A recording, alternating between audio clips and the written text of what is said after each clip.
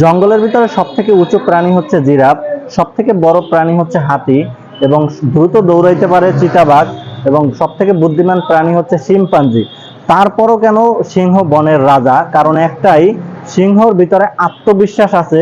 তারা দলবদ্ধভাবে শিকার করে এবং সে মনে মনে সবসময় রাখে যে আমি এই বনের রাজা। এই জন্যই সিংহ হচ্ছে বনের রাজা। এখন আপনাদের এ কথার মানে আমি এটাই বুঝাচ্ছি, যারা ডিএক্সএন বিজনেস করি, আপনি নিজে যদি আত্মবিশ্বাস না রাখেন, আপনি যদি সঠিক সিদ্ধান্ত না নিতে পারেন, আপনি যদি সঠিকভাবে প্ল্যান না সাজাইতে পারেন, তাহলে আপনি কোনোদিনও ডিএক্সএন এর সফল হতে পারবেন না।